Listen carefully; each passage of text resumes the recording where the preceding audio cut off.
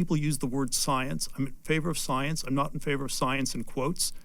And when it's always a tell that it's not real science. And so when we call it climate science or political science or social science, you're just sort of making it up, and you have an inferiority complex to real science or something like physics or chemistry. And computer science was in the same category as social science or political science. It was a fake field for people who found electrical engineering or math way too hard and sort of dropped out of the real science and real engineering field. Peter Thiel is wrong. So wrong. So I want to take this opportunity today to put this now cliche and dogmatic Silicon Valley belief to rest. For context, Peter Thiel's undergraduate degree is in philosophy. He got it at Stanford. I was actually recruited to wrestle there. And in every sense, a philosophy degree is easier than a political science degree. Political science students write more than English students, they read more than philosophy students, a lot more history, and are forced to speak, debate, and expose their ideas more than both of them. It is also extremely apparent that Peter Thiel either didn't read Aristotle, he disagrees with Aristotle, or he thinks he's smarter than him despite having studied philosophy in school. But I've read Thiel's book, 0 to 1, a couple times now, and I can assure you he's not smarter than Aristotle.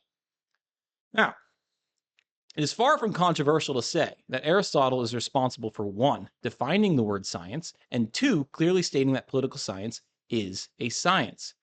But his definition of what a science is different from how we currently understand it in our culture. In ancient Greece, the word science was simply an application of philosophy.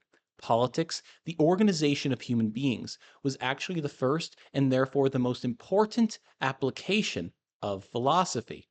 Why?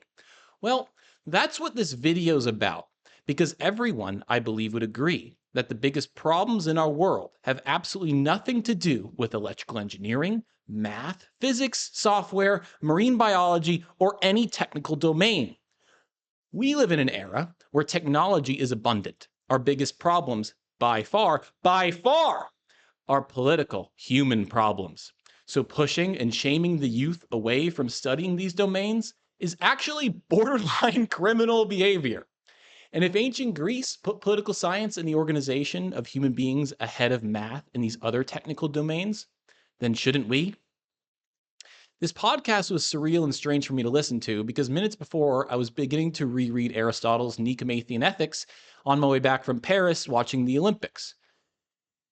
And literally on the second page of the first chapter is a section titled Politics as the Master Science of the Good. So I'm going to summarize how Aristotle breaks this down. The master science of the good.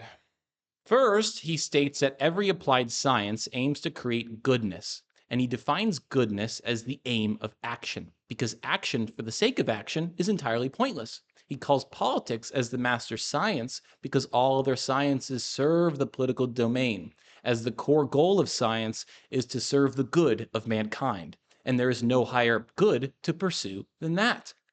He takes it further, stating that this science, political science, determines which other sciences ought to exist, which kind of science each group of citizens must learn, and what degrees of proficiency each member of society must attain in those various domains. Because obviously every science is dependent on the legislation, the rules, the values that are downstream of politics, and that will never change. And what is at the end of politics? What is its goal? It is the good of man, or more specifically, the good of the nation, not one specific man within it. Thus, securing goodness for the nation, or the state, is far more noble and divine as it scales to other states, other domains of science, and future generations. Now, of course, that is a very different definition of science than we have today. Science today values this somewhat overhyped idea that truth only exists in replication. Meaning, if I conduct an experiment in a vacuum where all variables are controlled, and I am then able to replicate that experiment and receive the same results reliably, that is science. That is truth in our culture today. But none of that represents real life. Real life is defined by uncontrollable variables. So, this is why I talk about the difference between complex and complicated problems so often. The dogmatic Silicon Valley types that I grew up around, like Thiel, unconsciously purport this idea that solving complicated problems is more important than solving complex problems. And if you don't know the difference, complicated problems deal with issues like creating an electric car. Once you know how to do it, you can follow the same steps to create another one. But complex problems deal with cold approaching a woman or winning a football game. You can't follow an instruction manual and succeed reliably. You need to take the field because the data inputs are constantly changing.